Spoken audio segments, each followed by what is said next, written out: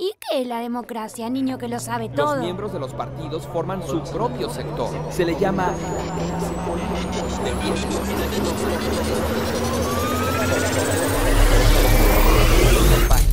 La democracia no es lo que vos pensás.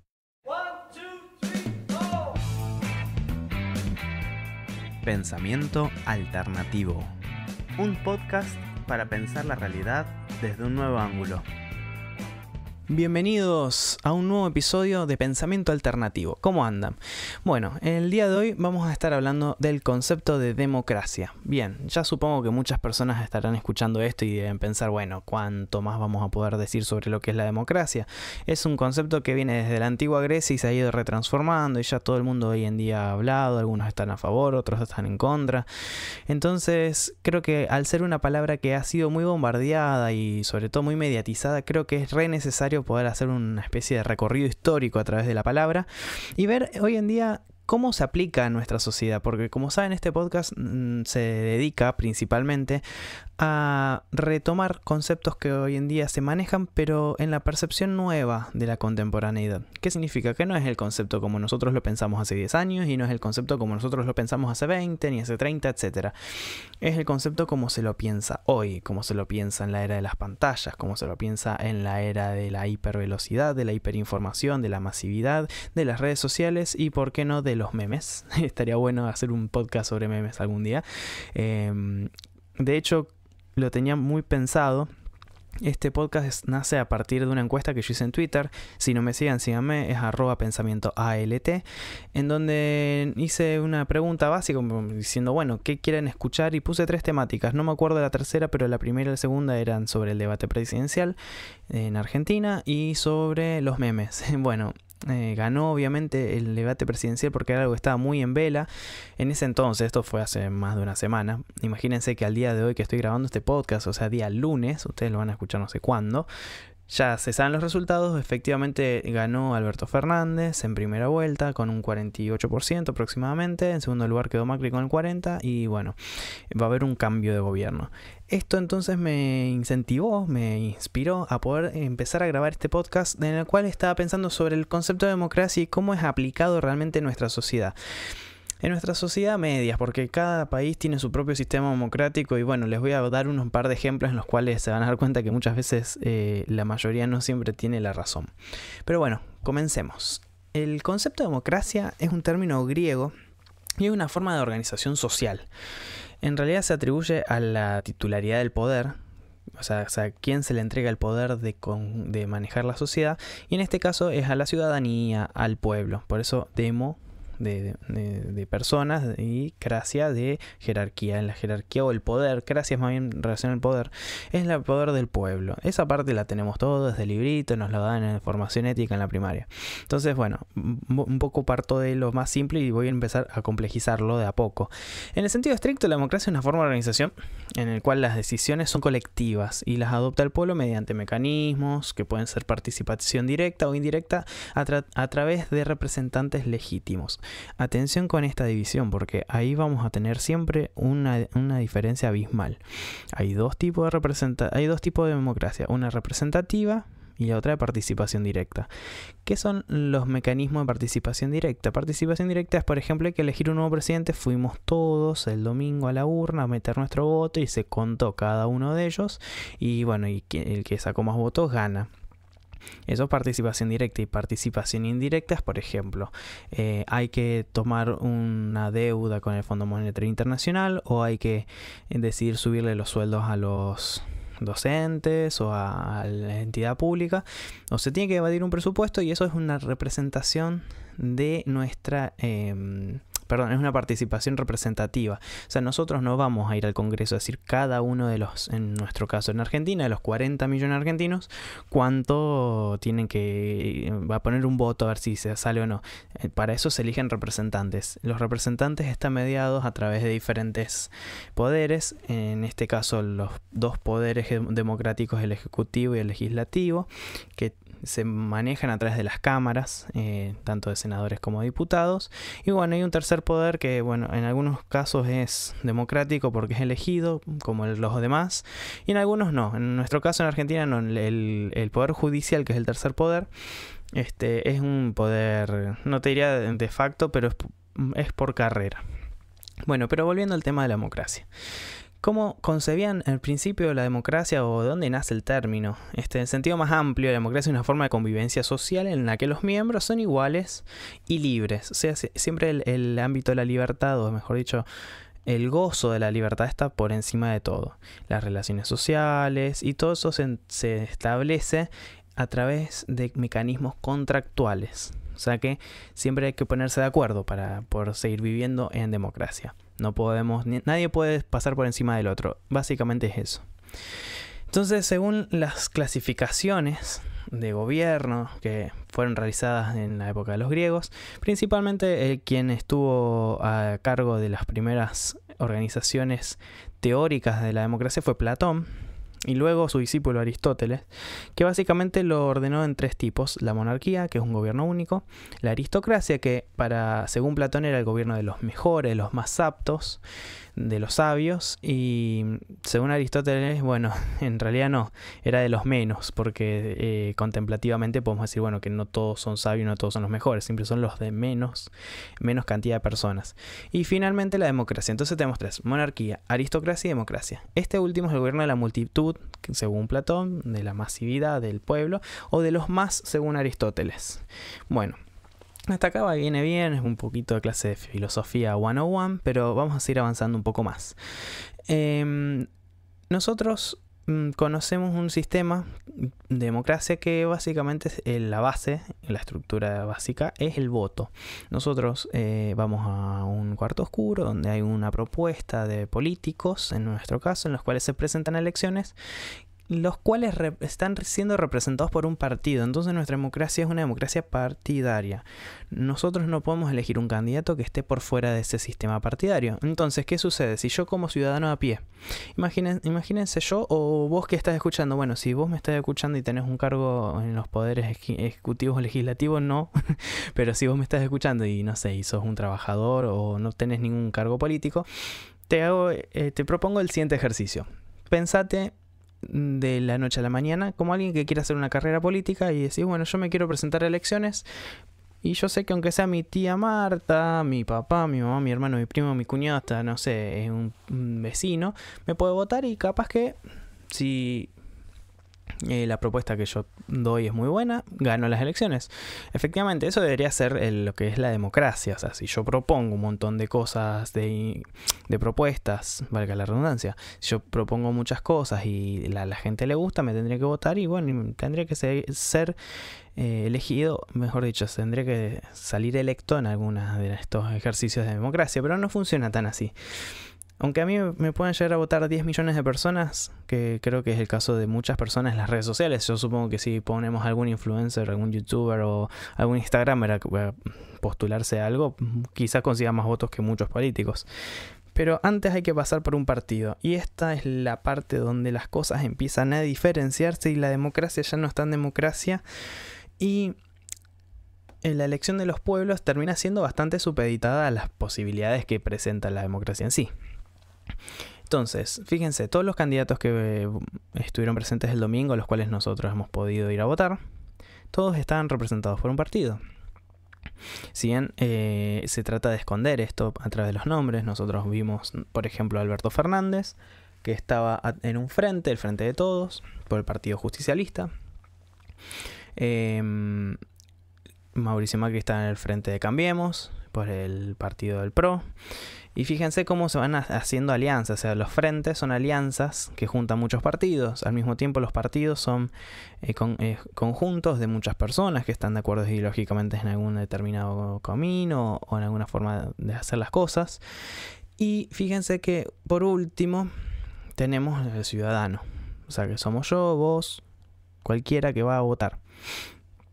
Nosotros tendríamos que saber, ya a esta altura, que no es que todos los políticos son iguales, pero todos llegaron a donde están a través del mismo sistema. Tuvieron que afiliarse a un partido, hacer carrera a través del partido y llegar a una posición en la cual dentro del partido no te digo ser la persona más jerárquica, pero sí la persona en la cual el partido, confío, deposite sus esperanzas para que gane alguna banca en el Congreso o para que se presente a alguna especie de elecciones ejecutivas, intendencia, gobernación o presidencia, ¿por qué no? Entonces, partiendo ahora de esta base, que sabemos que no todas las personas que son ciudadanos pueden llegar a ser representantes de los otros ciudadanos, tengamos en cuenta ahora lo próximo que les voy a comentar. Pero para seguir adelante vamos a tener que volver un poquito más a la antigua Grecia. Sí, yo sé que es medio hincha, pero los griegos básicamente fundaron todo lo que es el occidente y tienen un montón de cosas que son genéticas en nosotros y nosotros las seguimos manteniendo, algunas cosas tal cual y algunas un poco diferentes, pero es nuestra forma de ser en el occidente. Entonces, volviendo a los griegos, ellos no elegían a sus representantes como el sistema que yo les acabo de contar acá. Ellos lo elegían a través de una máquina. Es muy gracioso porque en realidad no es que depositaban su vida en la máquina, sino que la máquina representaba algo que nosotros muy bien conocemos, que es el azar, en ese caso el porvenir de lo que sucediera, que no dependía directamente del hombre, sino de algo más grande. En este caso ellos podrían representarlo con los dioses, porque era una cultura muy politeísta. Y bueno, así inventaron una máquina que tiene un sistema muy lógico, se llama Cleroterion. Esa fue el máximo exponente de la democracia en Grecia, porque evitaba la intervención de las personas que quisieran sacar provecho al imponer a alguien en un cargo. Nadie podía imponer a nadie en un cargo, solamente la máquina decidía. Les cuento rápidamente en qué consistía el Cleroterion. Era un bloque de piedra rectangular con unas ranuras ordenadas en filas verticales. Algunos de estos modelos tenían 7 en la parte superior y algunas letras. La serie de letras iba desde la A hasta la G. Y cualquier ciudadano con inclinaciones, inquietudes políticas que quisiera presentarse y que hubiese nacido en Atenas, ojo que es muy importante que las leyes griegas parecen muy vanguardistas, pero en algunas cosas retrasaban bastante. Tenía que ser nacido en Atenas y padres de atenienses. Podría participar, tendría que ser hombre, no tendría que ser esclavo y tenía que tener más de 20 años. O sea, miren todas las cosas que tenías que tener en condiciones para poder presentarse. Bueno, si vos cumplías con todos estos requisitos, te podías presentar y podías participar en el proceso de selección para un cargo. Pero bueno, antes de eso, incluso, ahora me estoy acordando, tenías que pasar un examen médico para que acreditara una especie de certificado de buena salud. Bueno, los atenienses tenían que portar una especie de placa de bronce o de madera con el nombre del candidato grabado. Esta placa se llama pinakion. Con solo introducirla en una de estas ranuras del Cleroterion, todas estas palabras son más raras. Bueno, para que se le tomara en cuenta en el proceso. Un oficial de justicia que era conocido como Archón, me encantó. Pinakion, Cleroterion, Archón. Bueno, basta, no voy a decir más nombres porque me estoy empezando a reír. Era el encargado de esta persona de administrar el funcionamiento de la máquina. O sea, nunca veía los resultados, sino que solamente la manejaba. El dispositivo tenía una ruleta y que tenía unas pequeñas casillas rotuladas con las mismas letras del Cleroterion. Entonces, dependiendo en la casilla en la que cayera la pelotita esta, se decidía el ciudadano y el cargo que ocuparía. Por eso les digo, era un sistema muy azaroso. ¿Qué sucede con este sistema? Que bueno, yo me puedo postular, pero si el destino, el oráculo en ese caso, no quería que yo fuese uno de los representantes de la polis, no lo era. Pero además existía un sistema en el cual vos podías postular a otras personas. No podías escapar si vos tenías las condiciones para ser un representante. Entonces de repente es como si un día golpean tu puerta y más o menos como pasa cuando uno es presidente de mesa en las elecciones. Te golpean la puerta y dicen, mira, vos tenés que ser presidente. No, pero yo no quiero, no importa. Vos tenés que ser presidente. No, te lo demandamos, el pueblo te lo demanda. Es tu obligación por pertenecer a este sistema. Y bueno, y tenías que encargarte aunque no quisieras hacerlo. Y era una especie de casi como de castigo, te diría. Mira qué distinto a lo que es hoy en día. Muchas personas deben pensar que si son intendentes de alguna ciudad o gobernadores, bueno, está genial, aunque tengan un montón de deberes, obligaciones. Bueno, la gente siempre lo piensa por el lado económico, como diciendo, bueno, un sueldo, una construcción de poder, pero bueno, en este caso era algo al revés, porque era ad honorem. Por eso se llama la honorable cámara, porque es algo que lo hacen gratis. Vos, aparte de tu trabajo, aparte de tus estudios, aparte de tus actividades, tienes que dedicarte al pueblo. Entonces, bueno, en este punto donde nosotros creo que tenemos una diferencia muy, muy grande con respecto a lo que es la democracia actualmente. Entonces, no quiero que quede perdido esto en el camino. La democracia griega elegían a sus representantes a través de un sistema de azar. Si uno se presentaba y el clero te daba la razón, bueno, ibas para adelante y eras el representante por un periodo no máximo, creo que era de un año, o sea, todos los años hacía este proceso. Y bueno, y también tenías la obligación, si vos eras ciudadano, no esclavo, ateniense, hijo de atenienses de más de 20 años, hombre, mira todas esas cosas, aparte buena salud tenías que tener.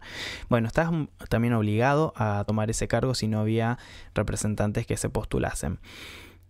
Además, tenían que ir a reuniones como si fueran una especie de congresos en los cuales iban a escuchar las demandas del pueblo y están obligados a darle unas respuestas. O sea, imagínense hoy en día, llamémoslo actualmente el presidente es Macri. Es como que, bueno, Macri tiene toda la obligación de los días 20 ir a la Plaza de Mayo, pararse enfrente de la Plaza de Mayo y responder a las preguntas de todo el pueblo. Sin tomar partido político. ¿Ustedes se creen que Macri o quien fuese, Cristina, Alberto Fernández, siendo presidente, se para en medio de la plaza y alguien va y le dice lo que necesitan? No creo que, no sé si no lo vayan a hacer, pero no creo que vaya a ser algo tan ordenado ni tan cauteloso. Lo más probable es que siempre haya gente que odie a esa persona, hay gente que lo ama, hay gente que se quiere sacar una foto, hay gente que vaya a decirle se me perdió el gato, solucionámelo, hay gente que va con problemas reales, que no llegó a fin de mes, gente que, bueno, entonces, bueno, este sistema no es muy bueno actualmente porque somos 40 millones de personas en un país que podemos ir a reclamarle cada uno por igual, se muere esa persona. En la antigua polis contaban con la ventaja de que eran muchas menos personas, entonces bueno, era un proceso mucho más ágil. Pero quisiera también detenerme a decir lo siguiente. En la antigua polis los ciudadanos se postulaban y eran trabajos ad honorem, o sea que no cobraban nada, pero actualmente no es tan así, o sea que además de que los políticos cobran por sus cargos y por sus trayectorias políticas, existen convenios de campaña. ¿Qué significa esto? Que muchas empresas, entidades privadas o públicas depositan dinero en campañas de ciertos candidatos para que estos puedan llevar adelante lo que se denomina la propaganda. ¿Qué es la propaganda? Bueno, la propaganda es lo que nosotros vemos como por ejemplo cuando vamos a ver un video en YouTube y aparecen algunos de los candidatos hablando sobre su postulación. Propaganda es cuando prendemos la radio y escuchamos algún spot. Cuando vemos la cartelería en las calles, bueno, todo ese sistema, ese andamiaje no es gratuito. Eso lo tienen que pagar los partidos. Fíjense, ni siquiera los candidatos, los partidos. Y los partidos reciben dinero de diferentes donaciones, del Estado también. Según la cantidad de votantes, la Cámara Electoral le designa cierto presupuesto para este tipo de campañas, etc. Entonces, fíjense que ahora hay un valor transversal y que eso también marca una diferencia grande con lo que era la democracia en Grecia. Porque existe un sistema paralelo que es el capitalista. Nosotros desde ya hace más de 500 años que estamos atravesados por este sistema y bueno, actualmente la democracia también se amolda a esas figuras. Y por último quería remarcar esto que es hoy la democracia para nuestra era, para nuestra vida cotidiana. Ya ni siquiera se trata de la simple propaganda o el haber estado atravesado por el capitalismo lo que marca la diferencia con la real democracia representativa, sino que además se juega un papel muy importante con lo que es la manipulación mediática. ¿Qué significa eso? Que constantemente a través de las redes, los movimientos masivos y lo que denominan muchos la Big Data, pueden obtener muchos las empresas que obtienen estos datos, llámense en redes sociales como Facebook, Google, obtienen un montón de datos que nos arma un perfil. ¿Qué significa? Bueno, a esta persona le gusta comer esto, sale a tal lugar, tiene tales amigos, tiene tal frecuencia de publicaciones, va a ciertos lugares y entonces a partir de ahí saca un perfil de comportamiento que hace que nos veamos todos inmersos en una especie de homogenización ideológica. Cuando nos es presentado un candidato a través de este tipo de sistema, lo más probable es que lo que termine ganando no es un desempeño democrático, es decir, sí, el desempeño democrático de ir y meter un papel dentro de una urna que va a valer un voto para un candidato existe en ese término de lo factible, pero no existe en el término ideológico. La persona que pone ese voto en la urna pudo haber llegado a través de muchas cosas, a través de muchos medios a esa acción. ¿Qué significa? Una persona puede tener un pensamiento, una coherencia y una construcción política y entonces decide qué persona va a elegir. O, por otro lado, también puede elegir porque alguien manipuló a esa persona ideológicamente, o también puede elegir porque sea una desidia para la persona. Decir, bueno, voto porque no quiero votar a otro porque me da lo mismo. Entonces, fíjense, el acto democrático en sí sigue siendo el mismo, pero el por qué ese acto democrático llevado a cabo ya ha cambiado. Y creo que ese es el punto principal en esta democracia de la era informática. Nosotros ya no tenemos que ir a votar gente porque sí, tenemos que empezar a evaluar un sistema pre-votación, como decir, bueno, vamos a votar, pero vamos a votar ¿por qué? Entonces me parece que es una especie como, bueno, justifique su respuesta.